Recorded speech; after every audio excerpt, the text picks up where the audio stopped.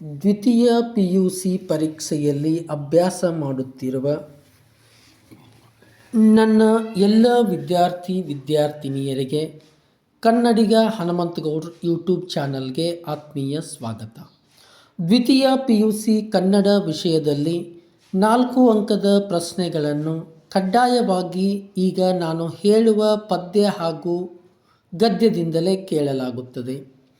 ನಿಮಗೇನಾದರೂ ಡೌಟ್ ಇದ್ದರೆ ಈ ಹಿಂದಿನ ಹಾಗೂ ಈ ವರ್ಷ PUC ಇಲಾಖೆಯವರು ಬಿಡುಗಡೆ ಮಾಡಿರುವ ಮಾದರಿ ಪ್ರಶ್ನೆ ಪತ್ರಿಕೆ 1, 2, 3 ಪರಿಶೀಲಿಸಿ ನೋಡಬಹುದು. ಇದು 100% ಸತ್ಯ.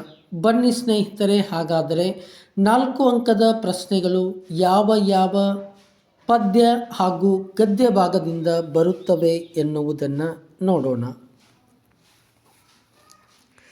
ಪದ್ಯ ಭಾಗ.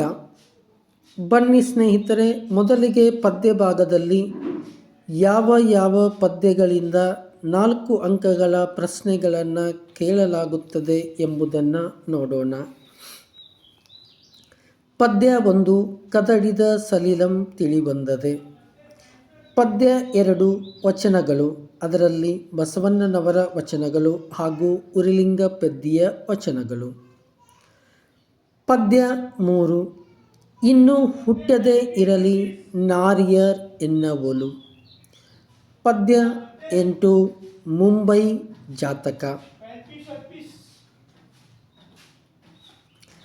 ಈ ಪದ್ಯಗಳಿಂದ ಮಾತ್ರ 4 ಅಂಕಗಳ ಪ್ರಶ್ನೆಗಳನ್ನು ಕೇಳಲಿಕ್ಕೆ ಸಾಧ್ಯ.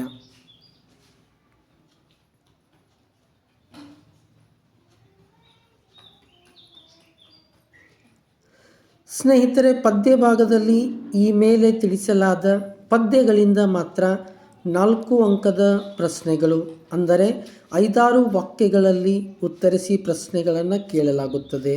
ಈ ಮೇಲೆ ತಿಳಿಸಿದ ಪದ್ಯಗಳನ್ನು ಹೊರತುಪಡಿಸಿ ಬೇರೆ ಪದ್ಯಗಳಿಂದ 4 ಅಂಕದ ಪ್ರಶ್ನೆಗಳನ್ನು ಕೇಳಲು ಇಲಾಖೆ ಬಿಡುಗಡೆಗೊಳಿಸಿರುವ ನೀಲನಕ್ಷೆಯ ಪ್ರಕಾರ ಅವಕಾಶ ಇರುವುದಿಲ್ಲ. ಹೀಗಾಗಿ ಇದರ ಮೇಲೆಯೇ ಪ್ರಶ್ನೆಗಳನ್ನು ಕೇಳಬೇಕು. ಇನ್ನು ಗದ್ಯ ಭಾಗ. ಯಾವ ಗದ್ಯದಿಂದ 4 ಅಂಕದ ಪ್ರಶ್ನೆಗಳನ್ನು ಕೇಳಲಾಗುತ್ತದೆ ಎಂಬುದನ್ನು ಈಗ ನೋಡೋಣ. ಸ್ನೇಹಿತರೆ, ಗದ್ಯ 14 ವಾಲ್ಪರೈ ಅಭಿವೃದ್ಧಿ ತಂದ ದುರಂತ. ಗದ್ಯ 17 ದನಿಗಳ ಬೆಳ್ಳಿ ಲೋಟ ಹಾಗೂ ದೀರ್ಘ ಗದ್ಯ ಕೃಷ್ಣೇಗೌಡನ ಆನೆ.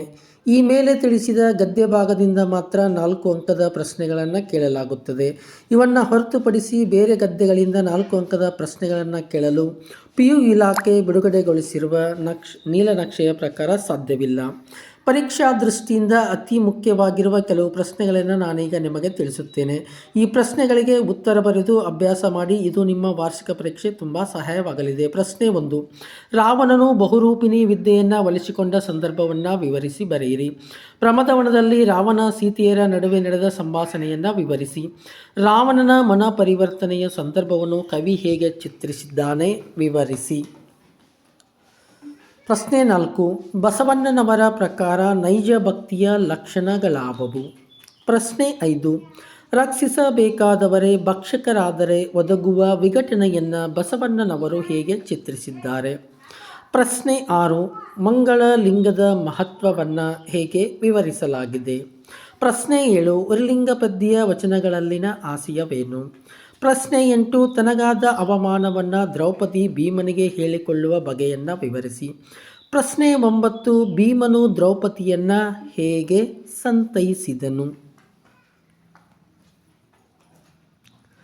ಪ್ರಶ್ನೆ 10, ದ್ರೌಪದಿ ಅವಮಾನಕ್ಕೊಳಗಾದ 3 ಪ್ರಸಂಗಗಳನ್ನು ವಿವರಿಸಿ.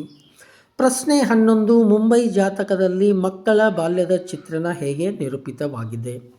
ಪ್ರಶ್ನೆ 12, ತಂದೆ ತಾಯಿಗಳು ಮಗುವಿಗೆ ಗೋಚರಿಸುವ ಬಗೆಯನ್ನು ವಿವರಿಸಿ. ಪ್ರಶ್ನೆ 13, ನಗರ ಜೀವನದ ಯಾಂತ್ರಿಕ ವಿವರಗಳು ಕವಿತೆಯಲ್ಲಿ ಹೇಗೆ ಚಿತ್ರಿತಗೊಂಡಿದೆ ವಿವರಿಸಿ.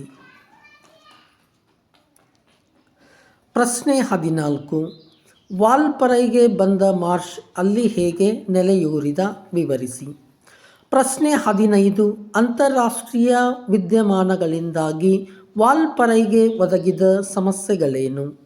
ಪ್ರಶ್ನೆ 16, ಸಿಂಹಬಾಲದ ಕೋತಿಗಳು ಮತ್ತು ಹಾಡು ಹಕ್ಕಿಗಳಿಗಾದ ಅನಾನುಕೂಲಗಳಾವವು ವಿವರಿಸಿ.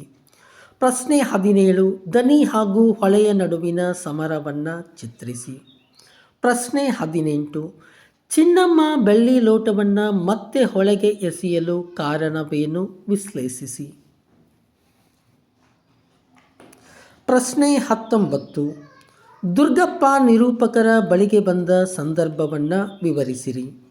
ಪ್ರಶ್ನೆ 20 ಆನೆ ಮತ್ತು ಮಾವುತ ವೇಲಾಯುಧನನ್ನು ಸಾಗಹಾಕಲು ಮಠದವರು ಹವಣಿಸಿದ್ದೇಕೆ.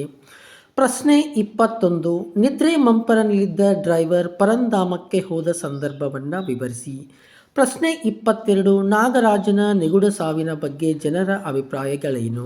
ವಿದ್ಯಾರ್ಥಿಗಳಿಗೆ ಈ ಮೇಲಿನ ಎಲ್ಲ ಪ್ರಶ್ನೆಗಳಿಗೆ ಉತ್ತರ ಬರೆದು ಅಭ್ಯಾಸ ಮಾಡಿ. ವಿಡಿಯೋ ವೀಕ್ಷಣೆ ಮಾಡಿದ ತಮಗೆ ಧನ್ಯವಾದಗಳು. ಈ ವಿಡಿಯೋ ಇಂಥ ರೀತಿಯ ವಿಡಿಯೋಗಳಿಗಾಗಿ ಕನ್ನಡಿಗ ಹನುಮಂತ್